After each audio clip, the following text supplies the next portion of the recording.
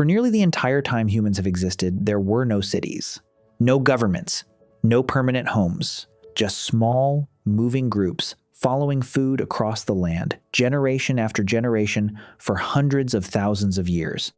Then, in a relative blink, all of that changed. So what actually happened? You'd expect something this massive to have an obvious cause. It doesn't. The real story of why civilization began is stranger, messier, and far less certain than most people assume.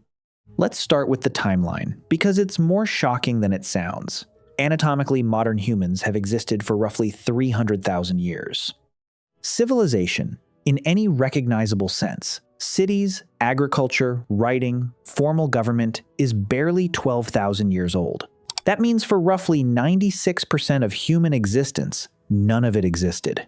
Not a single city, not a single farm, just small bands of hunter-gatherers, constantly moving. So why 12,000 years ago specifically? Why not earlier? Why not much later? The most widely accepted piece of the puzzle is climate. Around 11,700 years ago, the last ice age ended, and Earth entered a period called the Holocene, an era of remarkably stable, predictable climate compared to almost everything that came before it. Archaeologist and researcher Ofer Bar Yosef, who spent decades studying the origins of agriculture in the Middle East, argued that this new climate stability wasn't just convenient. It may have been essential.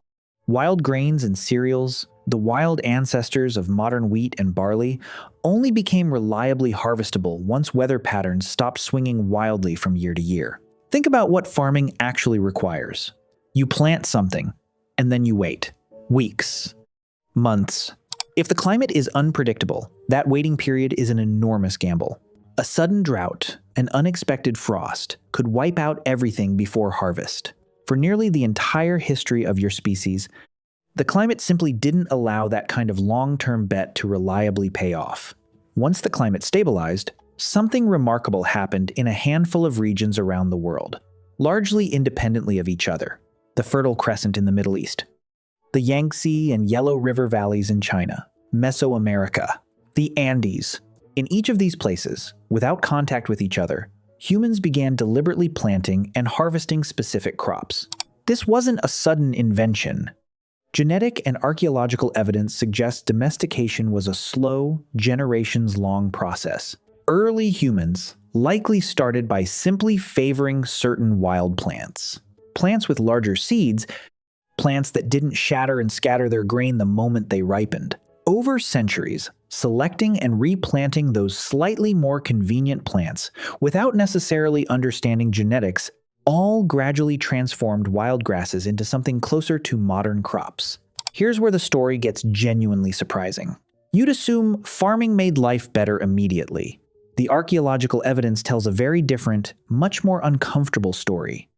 Bioarchaeologist studies of skeletal remains from early farming communities show something startling. Early farmers were frequently shorter, had worse dental health, and showed more signs of chronic disease and nutritional deficiency than the hunter-gatherers who came before them.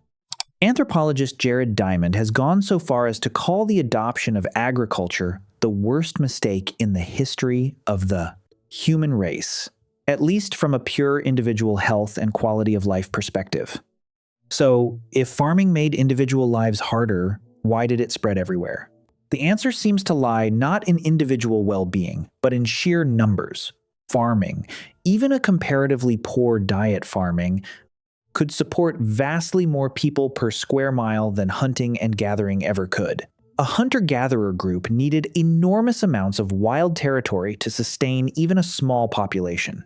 A farming village, even a modest one, could feed dramatically more mouths from the exact same amount of land. More food, even lower quality food, meant more births. More births meant more people. And more people, even if individually less healthy, meant farming populations could simply outcompete and, in many documented cases, outbirth and displace neighboring hunter-gatherer groups over the coming millennia, regardless of whose individual lifestyle was genuinely better. This single shift, more calories per acre, may be one of the most consequential accidents in human history. It didn't require anyone to be happier. It only required more people to survive. Once farming took hold, something else became necessary almost immediately: storage. If your crops all ripen once a year, you need somewhere safe to keep that food until the next harvest.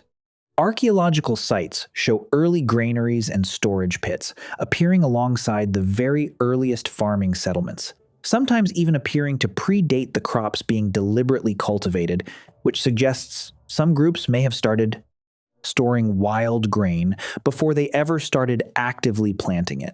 Stored food changes everything about how people organize themselves. Surplus grain needs protecting from weather, from pests, and crucially, from other people. Suddenly, questions that never mattered much to small, mobile hunter-gatherer bands become critically important. Who owns this stored grain? Who decides how it gets distributed? What happens if someone tries to take more than their fair share? Archaeologist and researcher Brian Hayden has argued that early social hierarchy may have emerged directly from exactly this kind of surplus management. Someone needs to organize storage. Someone needs to settle disputes over food distribution. Someone needs to decide who works which fields. These practical, unglamorous problems of a settled, surplus-producing community appear to be one of the earliest, most concrete roots of leadership, and eventually, formal government itself. Permanent settlement brought other unavoidable pressures too. Populations concentrated in one place for the first time in human history meant diseases could now spread in ways they simply couldn't among small, scattered, constantly moving hunter-gatherer bands. Waste accumulated. Water sources became shared and could become contaminated. Some researchers argue that many of the earliest large-scale illnesses in human history are a direct, unavoidable byproduct of exactly this shift toward dense, permanent, sedentary living. There's a specific pattern researchers have found repeatedly across multiple, entirely separate ancient civilizations, and it's a genuinely mind-bending coincidence, or perhaps not a coincidence at all. Writing itself appears to have emerged independently in multiple regions, and in almost every documented case, its earliest confirmed use wasn't poetry, or personal expression, or storytelling. It was accounting, tracking exactly how much grain was stored, who it belonged to, and who owed what to whom. In ancient Mesopotamia, some of the very earliest known written records are simple clay tablets recording quantities of grain, livestock, and beer. Writing, one of the most profound intellectual achievements your species has ever produced, appears to have been born not from poetry or philosophy, but from bookkeeping. Once you have surplus food, permanent settlements, organized leadership, and a system for tracking who owns what, the remaining building blocks of civilization begin to follow in a fairly logical, if not strictly inevitable, sequence. Specialized labor becomes genuinely possible for the first time, since not every single person needs to spend all their time directly producing food anymore. Trade networks expand, since settled communities produce reliable surplus that can be exchanged. Formal laws emerge, largely to manage increasingly complex disputes over property, labor, and inheritance that simply didn't exist in the same form for small, mobile hunter-gatherer bands. So the enormous, complex structure of modern civilization, the one you live inside of every single day, traces back to a genuinely strange and precarious sequence of events. A stabilizing climate, a handful of especially cooperative wild grass species, a slow, patient, multi-generational process of selective planting, and ultimately, a fundamental trade-off between individual quality of life and sheer, overwhelming population numbers. For nearly the entire time humans have existed, there were no cities, no governments, no permanent homes, just small, moving groups following food across the land. And now, sitting wherever you happen to be reading or hearing this, surrounded by walls, laws, and a food supply you never personally planted, you're living inside the strange, accidental, remarkably fragile answer to that very question.